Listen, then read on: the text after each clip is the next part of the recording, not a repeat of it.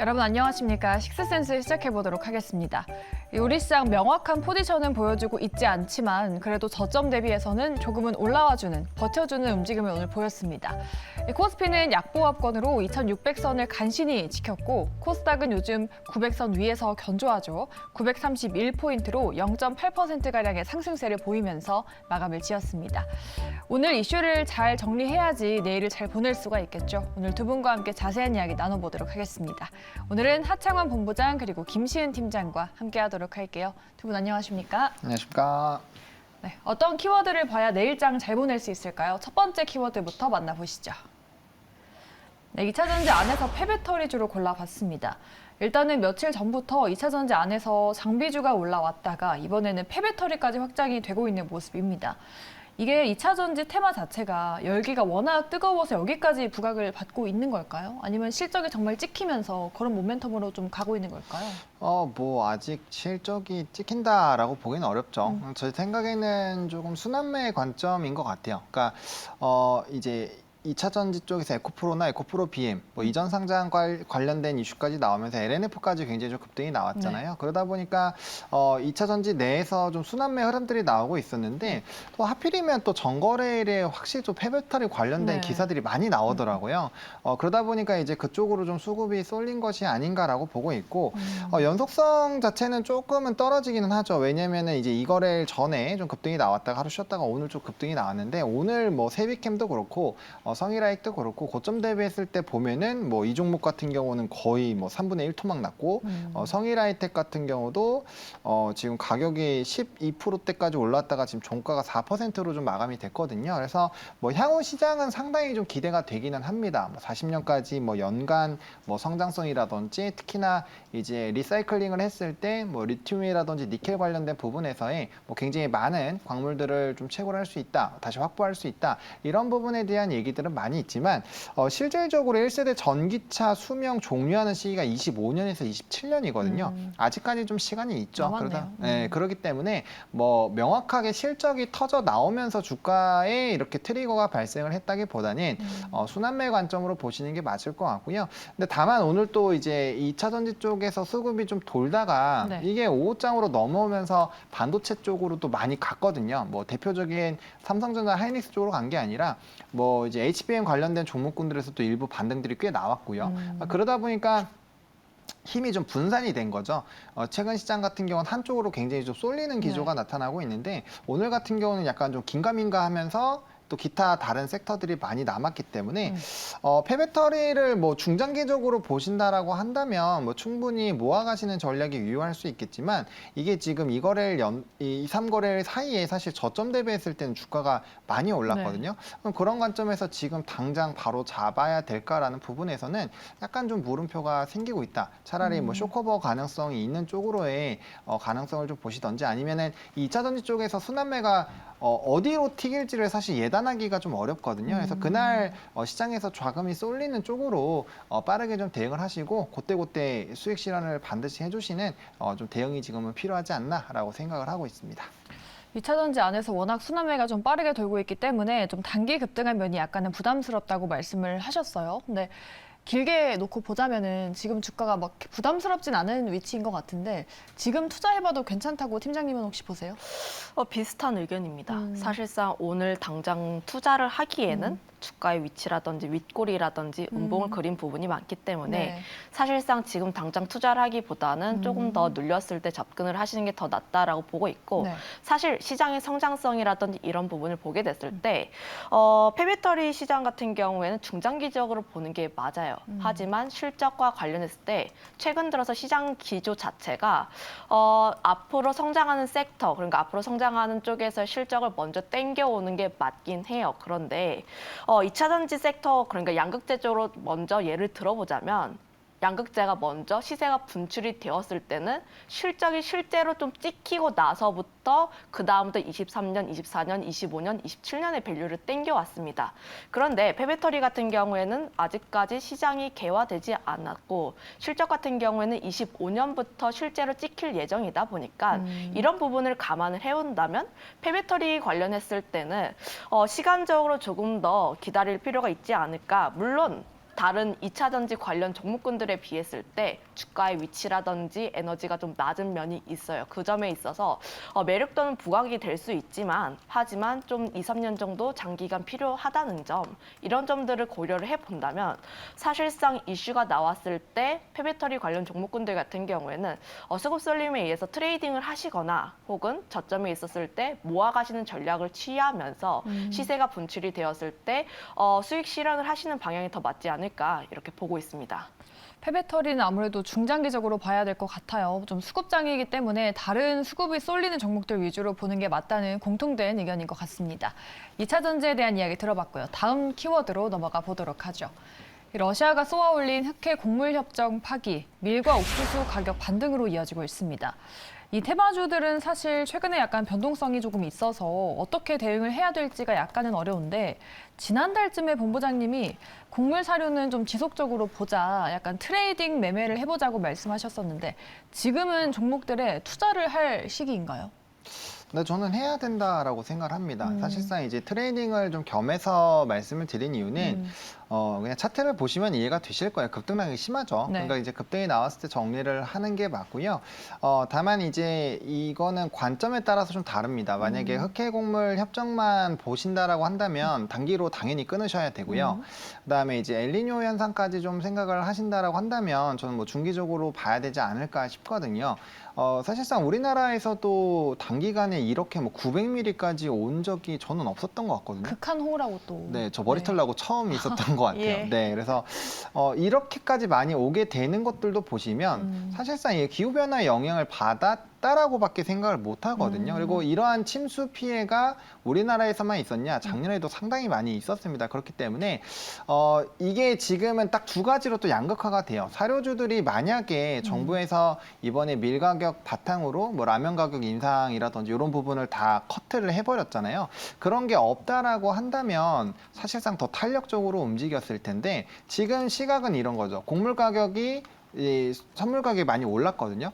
그럼에도 불구하고 이게 오른들 현물로 올리기가 힘들지 않을까? 이게 과연 연속성으로 이게 연결이 될 수 있을까? 이런 부분들이 조금은 상승 탄력을 좀 제한하는 것이 아닌가라고 보고 있고요. 근데 저는 우크라이나에서 이제 흑해 곡물 협정 을 하지 않더라도 지금 뭐 선박을 옮기겠다라고 얘기가 나왔었는데 이게 전거래일에 보시면 크렘린궁에서 공식도 발표를 했습니다. 그렇게 했을 때는 뭐 안 줄 수 있다. 뭐 약간의 공격의 뉘앙스도 있는 거죠. 네. 그렇기 때문에 이런 곡물 협정에 대해서의 이런 공급난 부분들 그리고 작년보다 지금 재고가 좀 있기는 하지만 만약에 이렇게 엘니뇨 현상으로 라니냐만큼 뭐 피해를 크게 주진 않겠지만 소프트 곡물 쪽이 더 크게 피해를 받거든요. 그래서 그쪽으로 본다라고 했을 때도 여전히 좀 이슈는 생길 수가 있는 거죠. 그래서 단기 공급부에 따라서 선물 가격 계속적인 급등이 나온다면은 저는 뭐 충분히 추가적인 상승력은 나올 수 있지 않을까라고 보고 있고요. 이게 만약에 뭐 그걸 바라는 건 아니지만 만약에 정말 작황이 안 좋아져서 이게 한번 무너지기 시작하면 이게 2년, 3년 이상도 얘기가 계속 나올 수밖에 없거든요. 네. 게다가 가장 무서운 건 보호무역주의예요. 그 얘기까지 나오게 되면 가격은 상당히 오랫동안 튀길 수밖에 없는 상황이고 인도네시아 같은 데서 광물이나 이런 것들 보호무역주의로 넣어버리면 2년, 3년은 꿈쩍도 안 하거든요. 그러니까 그런 부분들을 잘 한번 생각을 해보신다면 방향성이 좀 갈리지 않을까. 다만 우리나라에서는 약간은 좀 테마성으로 많이 움직이기 때문에 단기 급등 시에는 조금 대응이 반드시 필요하다 정도로 좀 말씀을 드리겠습니다. 그렇죠. 최근에 국내 폭우로 인해서 농작물 피해 소식도 있고 뭐 슈퍼 엘니뇨는 몇 달 전부터 나왔던 얘기죠. 뭔가 중장기 이슈가 있긴 합니다. 근데 말씀하신 대로 변동성이 조금 있기 때문에 지금 뭔가 눈여겨봐야 할 종목, 단기적으로라도 봐야 할 종목은 어떤 걸까요? 사실상 단기적으로 볼 수 있는 종목 같은 경우에 지금 많이 올라가고 있는 종목군, 그러니까 한탑 같은 경우를 예로 들어볼 수가 있는데 한탑이라든지 대주 그런 쪽으로 보시면 좋을 것 같은데 그런데 지금 당장 접근을 하시기보다는 조금 눌렸을 때 접근을 하시는 게 더 낫지 않을까라는 말씀을 먼저 드려보도록 하겠거든요. 우선 차트를 한번 봤을 때 네. 윗꼬리가 굉장히 길게 나오고 있고 항상 음봉 전환을 하는 모습을 보여주고 있어요.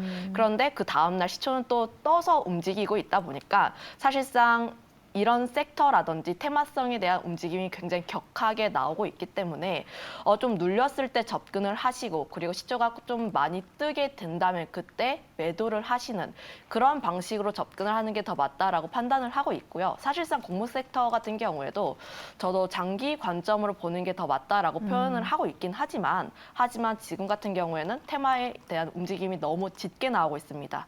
특히 우크라이나라든지 러시아 쪽에서 어떤 이슈가 나오는지에 따라서 흔들림이 굉장히 많이 나오고 있고 밀 선물 가격에 따라서 변동성이 굉장히 크다 보니까 사실상 이 섹터 같은 경우는 좀 어려울 수가 있다라는 점 한번 말씀을 드려보도록 하겠는데 일단 흑해 곡물 협정 관련했을 때 이야기가 나올 수 있는 게 러시아 쪽에서 흑해로 넘어오는 선박 같은 경우에는 네. 군사 화물 선박으로 간주하면서 공격을 하겠다라고 강경하게 이야기를 했어요.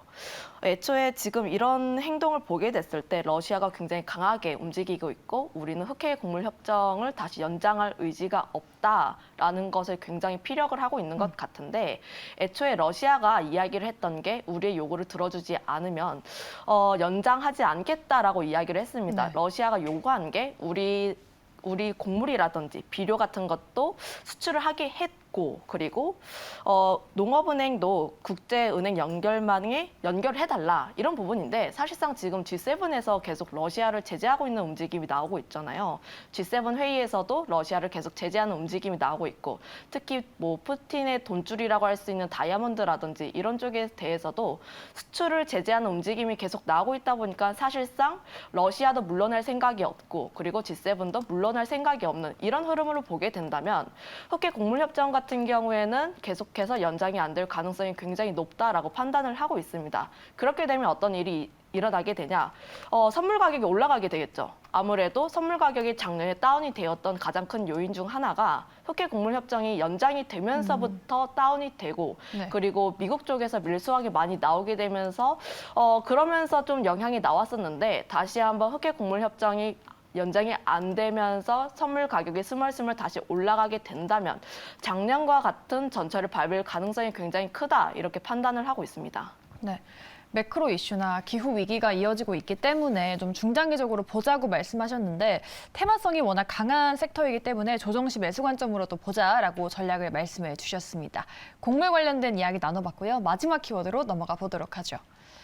애플도 AI 개발에 참여했다고 합니다. 애플 GPT라는 AI 챗봇을 구축했는데요. 애플이 지금 시총 3조 달러가 넘어선 상황인데 AI 이슈까지 더해지면서 고공행진을 하고 있습니다. 이 관련주 미디어젠이 급등하다가 음봉 전환을 했는데 뭘 봐야 할지 국내 기업들이 수혜를 받을 만한 부분이 어떤 곳에 있을까요?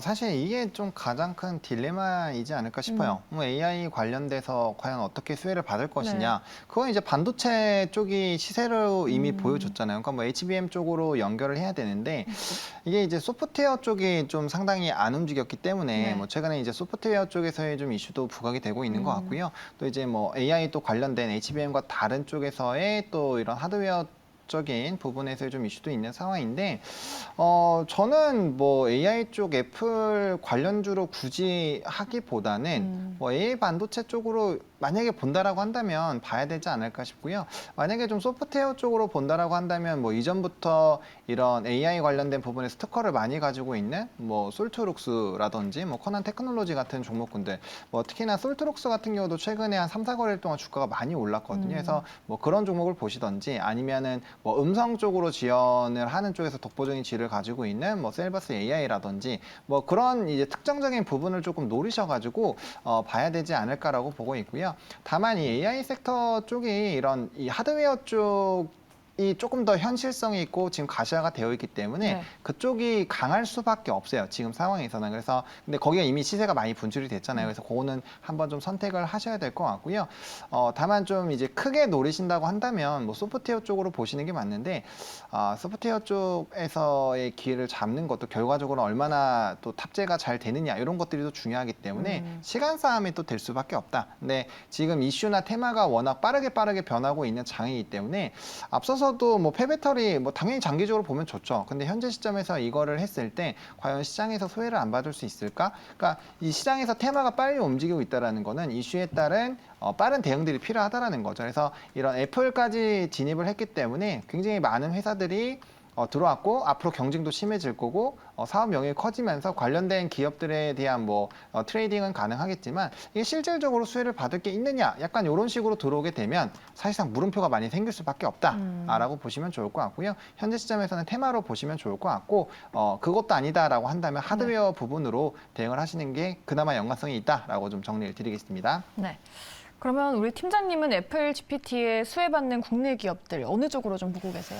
저도 비슷한 의견으로 HBM 쪽을 계속 봐야 한다라고 보고 있는데 최근에 좀 조정을 받았잖아요. 최근에 조정을 받았어도 오늘 장 후반대를 보시면 HBM 관련 종목군들이 오르는 모습을 보여줬어요.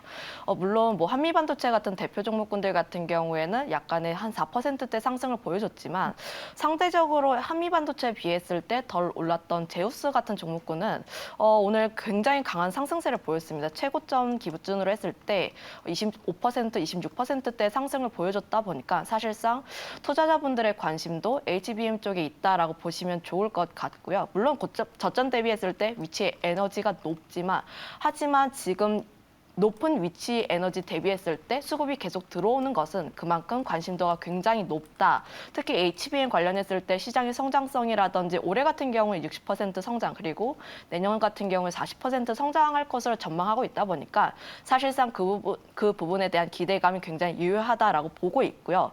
거기다가 더 소프트웨어 쪽이라고 보시면 좀 주가의 위치는 낮아요. 뭐 네이버라든지 마음 AI라든지 관련했을 때 주가의 위치 에너지는 낮지만 사실상 이런 쪽 같은 경우에 살짝 더딜 수가 있다는 점 그리고 소프트웨어 쪽에서 변곡점이라고 할 수 있는 게 네이버 쪽에서 AI가 좀 출시가 될 예정이잖아요. 그 부분이 출시가 되고 나서 반응을 한번 보시는 게 가장 중요하다. 이런 부분이 좀 필요할 것 같습니다.